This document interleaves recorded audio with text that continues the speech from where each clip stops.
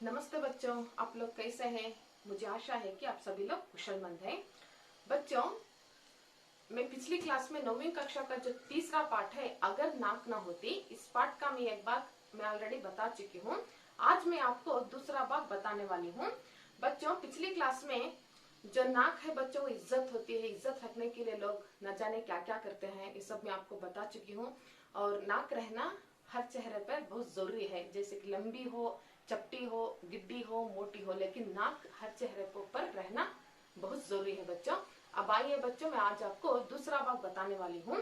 इस दूसरे भाग में आने वाले जो भी शब्द और कठिन शब्द है, मैं ऑलरेडी बोर्ड पर लिख चुकी हूँ बच्चों। आइए इसे एक बार हम अच्छे से पढ़ लेंगे। इधर देखिए, शब्दार्थ। नक्कुशाह का मतलब होता है ऊंची नाक रखने वाला। निश्वास का मतलब होता है छोड़ा हुआ श्वास। उच्छ्वास का मतलब होता है ऊपर खींचा हुआ श्वास। सुत्वांग का मतलब होता है बच्चों तोते की नाक के समान। नक्सुरा का मतलब होता है जिसकी नाक हमेशा बहती रहे। चन्ने का मतलब होता है चन्ने का उपकरण। ये था बच्चों शब्दार्थ। अब आइए बच्चों, कठिन शब्द में आपको पढ़कर सुनाते हैं। इधर देखिए, कठिन शब्द। मध्यकालीन, नायिकाओं, अधिकांश, सुत्वा, महत्वपूर्ण, कंटोपा, प्लास्टिक, नक्कुशाह, कुंभकर्ण। ये था बच्चों इस दूसरे भाग में आने वाले शब्दार्थ और कठिन शब्द। बच्चों, मैं आज आपको दूसरा भाग बताने वाली हूँ। इस दूसरे भाग को बताने से पहले मैं एक बार इस पाठ को अच्छे से पढ़ लेती हूँ, आप गौर करके सुनना बच्चों। इधर देखिए, नाक हो और सुंदर हो तो सोने में सुहाग है। इसलिए कवियों ने नक्शिक वर्णन के अंतर्गत और फुटकर रूप में भी नाक का काफी वर्णन किया है। उसे सोने की हीरे, मोती, जड़ी, नथ, नथुनी, लौंग, बुलाक आदि से सजाया है। मध्यकालीन काव्य में नायिकाओं की नाक के लिए बहुत सी उपमाएं दी गई है। नाक को चंपे की कली, तिल के सुगंधित फूल से निर्मित और तलवार की धार से बढ़कर बताया गया है। यहाँ तक तो ठीक है, पर एक बात समझ में नहीं आती कि अधिकांश कवियों ने नाक की उपमा तोते की चोंच से क्यों दी है। सोचने की बात है कि ऐसे नाक किसी चेहरे पर 4 चांद लगाएगी या दीवार में टुके हुए उल्टे हुक्सी नजर आएगी। उपन्यास कहानियों में सुंदर नाक को सुतवा नाक कहा जाता है। ऊंची और दीर्घ नाक की तुलना कुल्हड़ी से की जाती है। छोटी और सुकोमल नासिका को बेत की सी नाक की संज्ञा दी जाती है। नाक शरीर का सबसे अधिक महत्वपूर्ण अंग है। अगर लेटकर देखें तो यह बात अपने आप सिद्ध हो जाएगी कि हाथ, पांव, मुंह, कान, आंख आदि में सबसे ऊंचा स्थान नाक को ही प्राप्त है। अगर आंख आ जाए या चली जाए तो ऐसी स्थिति में काला चश्मा लगाया जा सकता है। कान कट फट जाए तो उसे कंटोपा पहनकर छिपाया जा सकता है। लेकिन अगर कहीं नाक कट जाए तो चेहरा रेगिस्तान की तरह ये एकदम सपाट अथवा चक्की का सा पाट नजर आएगा। हालांकि प्लास्टिक सर्जरी द्वारा उसका इलाज हो सकता है, परंतु वह इतना महंगा पड़ेगा कि बड़े से बड़े नक्कुशाह को भी नानी याद आ जाएगी। कुछ लोग नाक पर मक्खी तक नहीं बैठने देते। बहुत से ऐसे भी होते हैं कि जब वे कुंभकर्ण की भांति सोते हैं तो उनकी नाक नखारे सी बसती है। कई लोगों की नाक के नीचे कुछ भी होता रहे पर वे दिन दुनिया से बेखबर बने रहते हैं। ऐसे लोगों की भी कमी नहीं जो दूसरों को नाक नचाते हैं। किसी की नाक पर दे मारना भी कई लोग अपनी शान समझते हैं। कुछ लोग सचमुच नाकदार होते नहीं पर बनते हैं। खैर, जो भी हो, नाक रहने में ही भलाई है। नाक ना होती तो खुशबू और बदबू में क्या अंतर रह जाता। नाक के अभाव में चंदन, कपूर, इत्र, फुलेल आदि सब बेमानी हो जाते। असली हिंग और देसी घी की पहचान कैसे होती। अब लोगों की नजरों में फर्क आता जा रहा है, कहीं नजर उठ रही है, कहीं गिर रही है, कहीं गड़ रही है, और इसी के साथ चश्मों की जरूरत भी बफ रही है। चश्मा चाहे नजर बढ़ाने का हो या नजरें चुराने का, चाहे धूप से बचाने का हो, अगर नाक ना होती तो बताइए यह चश्मा कहाँ ठहरता। नाक ही तो चश्मे का अच्छा खासा स्टैंड है। सिर और मुंह के बीच नाक कटलेट की बांधती रहती है, पर हकीकत यह है कि इसे खाने की नौबत नहीं आती। लोग जब चाहे किसी का सिर खा सकते हैं, दिमाग और खोपड़ी चाट सकते हैं, पर नाक के साथ ऐसा कुछ नहीं हो सकता। अच्छे अच्छे चटोरों को भी यहाँ मुंह की खानी पद्धति है। नाक के और भी बहुत से फायदे हैं। उच्छ्वास और निश्वास का कार्य मुंह से किया जा सकता है, पर प्राणों का आधार श्वास है और श्वास लेने का साधन नाक ही है। नाक की गड़बड़ी से आदमी नखियाने लगता है, वह नक्सुरा कहलाता है। नाक हीटर का काम भी करती है, बाहर की ठंडी हवा को गर्म करके अंदर पहुंचाती है और ठंड लगने से बचाती है। आजकल पर्यावरण प्रदूषण जोरों पर है। वातावरण में व्याप्त प्रदूषण को फेफड़ों तक जाने से नाक ही रोकती है। नाक में उगे बाल चलने और झाड़ू का काम करते हैं। बहुत से लोग मतलब साधने के लिए अपने मालिक की नाक के बाल बन जाते हैं। जिस प्रकार अंगूठा दिखाने, आंख दिखाने, दांत दिखाने, पीठ दिखाने आदि के मुहावरे प्रचलित है, दुर्भाग्य कहे या सौभाग्य, नाक दिखाने का कोई मुहावरा नहीं है। हाँ, यदि नाक बीमार पड़ जाए तो कहीं कितना ही नखो क्यों ना हो, उसे भी मजबूर होकर नाक दिखाने के लिए किसी नाक वाले डॉक्टर की शरण में भागना पड़ता है। इधर देखिए बच्चों, जो दूसरे पार्ट में, नाक हो और सुंदर हो तो सोने में सुहागा है। नाक अगर सुंदर हो तो बच्चे हम क्या करते हैं, सोने से सुहागा है, सोने से हम अलंकार करते हैं। ಮೂಗು ಒಂದ್ ವೇಳೆ ನಮಗೆ ಚೆನ್ನಾಗಿದ್ರೆ, ಸುಂದರವಾಗಿದೆ, ನಾವೇನ್ ಮಾಡ್ತೀವಿ, ಚಿನ್ನದಿಂದ ನಾವು ಅಲಂಕರಿಸ್ತೀವಿ। इसलिए कवियों ने नक्श को वर्णन के अंतर्गत और फुटकर रूप में भी नाक का काफी वर्णन किया है।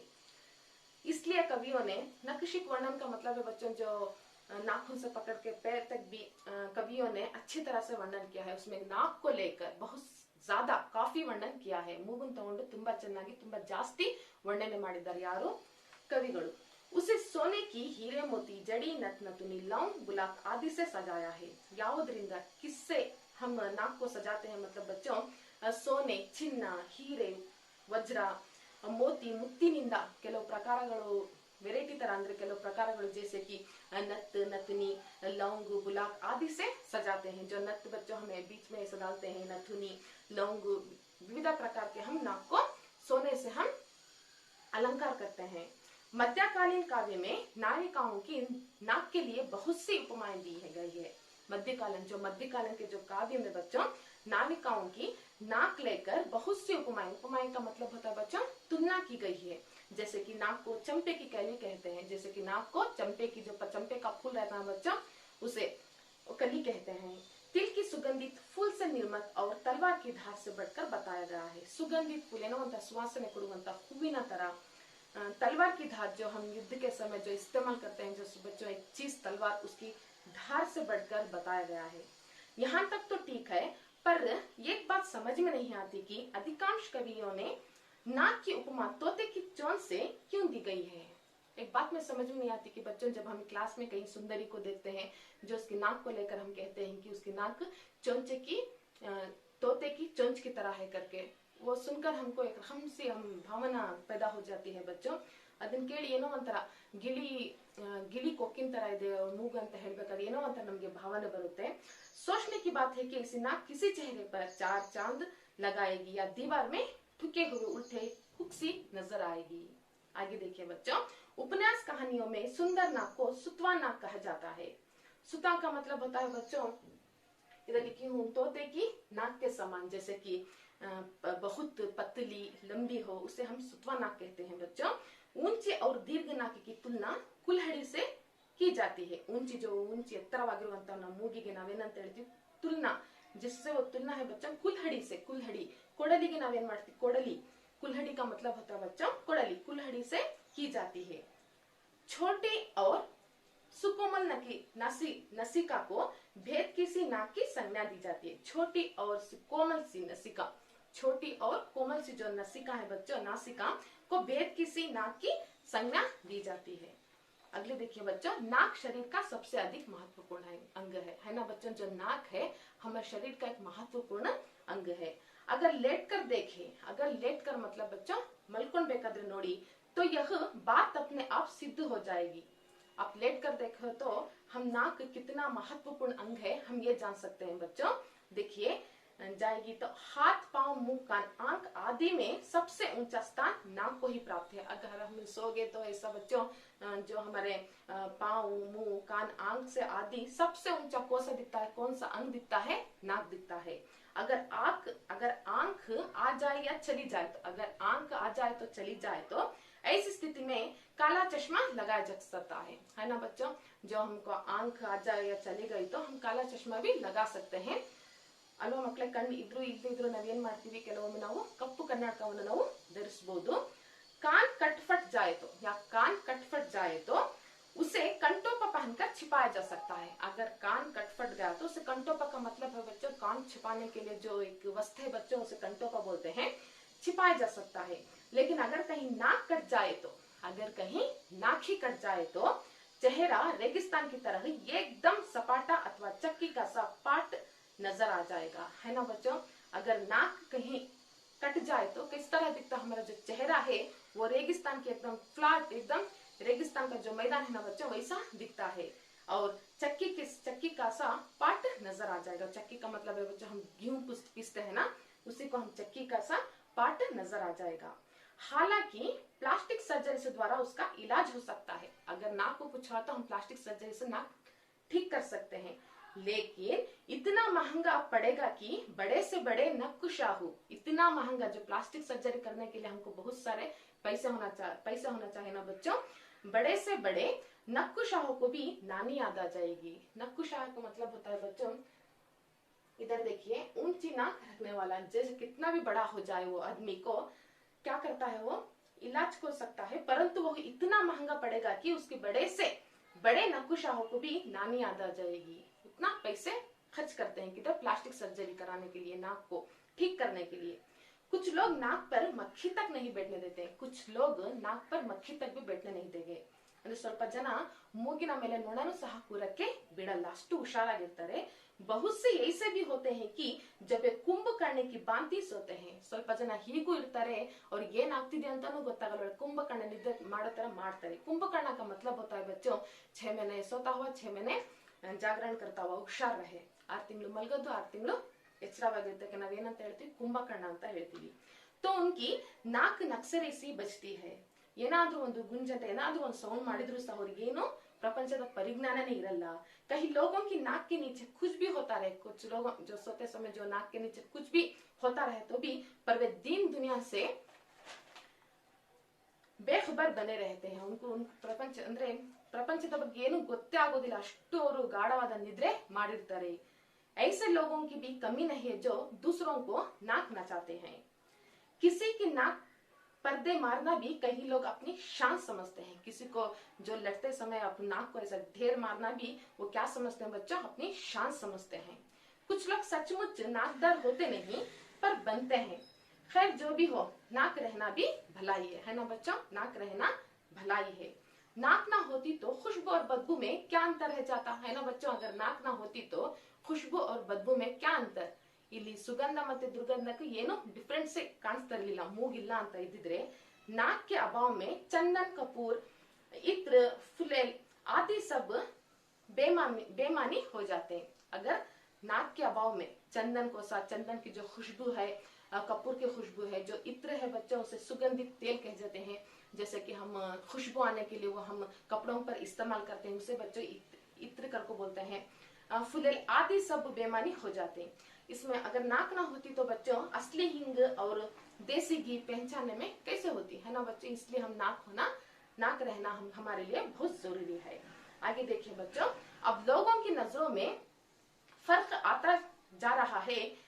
कहीं नजर उठ रही है, कहीं गिर रही है, कहीं गड़ रही है, और इसी के साथ चश्मों की जरूरत भी बढ़ रही है ना बच्चों। अब लोगों की जो नजर में काफी फर्क आता जा रहा है। कहीं नजर उठ रही है, किसी की नजर तो उठ रही तो किसी की नजर गिर रही है, कहीं गड़ रही है, और किसी के साथ चश्मों की जो चश्मा बच्चों आंखों को डालते हैं ना, वो चश्मों की भी बढ़ रही है।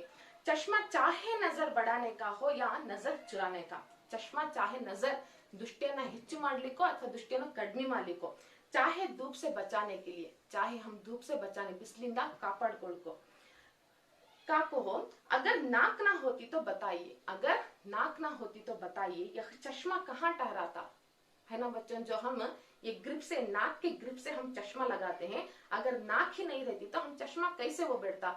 जो यह है ना बच्चों, जो नाक है, चश्मा कहीं ठहराता, नाक ही तो चश्मे का अच्छा खासा स्टैंड है ना बच्चों। जो चश्मा लगाने के लिए नाक रहना जरूरी है, इसलिए नाक है जो चश्मे का स्टैंड कह रहे हैं लेखक।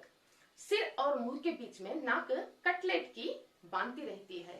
सिर और नाक के बीच में जो नाक है ना बच्चों, सिर और मुंह के बीच में नाक कटलेट, वो एक क्या बोलते हैं उसे, एक फूड कहलाता है बच्चों, कटलेट करके भी हम बोलते हैं, एक आहार, वो बांधती रहती है।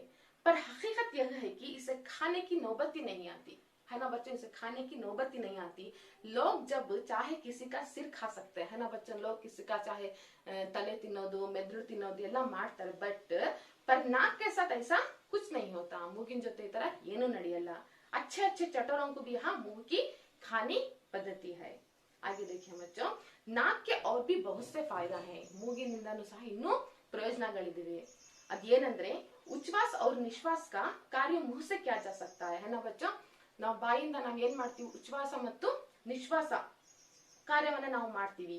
पर प्राणों का आधार, ಅದೇ ಪ್ರಾಣದ ಮತ್ತೆ ಪ್ರಾಣದ ಆಧಾರ ಅಂದ್ರೆ ಇಂಪಾರ್ಟೆಂಟ್, ಪ್ರಾಣದ ಆಧಾರ ಯಾವುದಂದ್ರೆ ಶ್ವಾಸ, ಯಾವುದು ಶ್ವಾಸ है, और श्वास लेने का साधन नाक है। जो श्वास लेने का जो साधन है बच्चों, वो है नाक। नाक की गड़बड़ी से आदमी नखियाने लगता है। नाक की गड़बड़ी से आदमी क्या होता है बच्चों, नखियाने लगता है, वो नक्सुरा कहलाता है। वो नक्सुरा कहलाता है बच्चों। नक्सुरा का मतलब होता है जिसकी नाक हमेशा बहती रहे। नाक हीटर का काम भी करती है, एक एक बार नाक हीटर का काम भी करती है।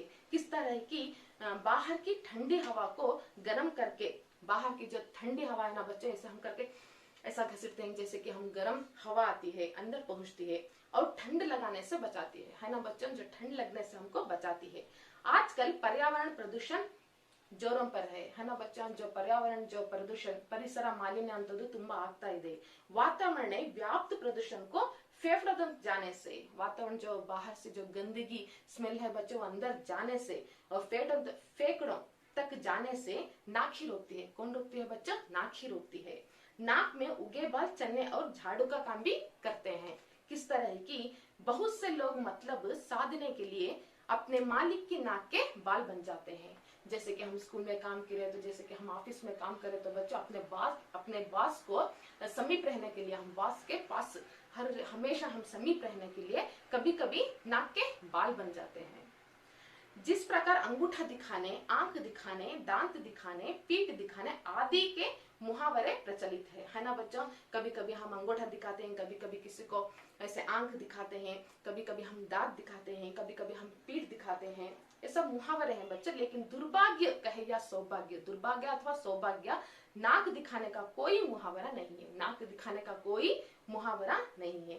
हाँ, यदि नाक बीमार पड़ जाए तो, अगर बीमार मतलब बच्चों में पहले बता चुकी थी, जो सर्दी कोल्ड हो जाए तो नाक को कोई कितना ही नक्कू क्यों ना हो, नक्कू का मतलब कितना ही बड़ा ही आदमी ना हो, उससे भी मजबूर होकर नाक दिखाने के लिए किसी नाक वाले डॉक्टर की शरण में भागना पड़ता है। कितना भी बड़ा आदमी हो पर नाक दिखाने के लिए अपने मजबूर होकर नाक दिखाने के लिए किसी नाक के डॉक्टर, ಮೂಗಿನ ವೈದ್ಯರ ಹತ್ರ ಹೋಗಿ ಏನ್ ಮಾಡ್ತಾನೆ, ಹೋಗಿ ತೋರಿಸ್ತಾನೆ, भागना पड़ता है। बच्चों ये था हमारा अगर नाक ना होती पार्ट। बच्चों मुझे उम्मीद है कि जो मैं अगर नाक ना होती इस पार्ट करी हूँ बच्चों, आपके समझ में आया होगा। एक बार घर में बैठकर इस पार्ट को अच्छे से प्रैक्टिस कर लीजिए और साथ में जो भी शब्दार्थ है, जो भी कटिंग शब्द है, लिखकर प्रैक्टिस कीजिए बच्चों। मैं यहीं पर अगर नाक ना होती इस पार्ट को मैं यहीं पर समाप्त करती हूँ और अगले क्लास में फिर एक नए लेसन में मिलती हूँ। तब तक के लिए धन्यवाद।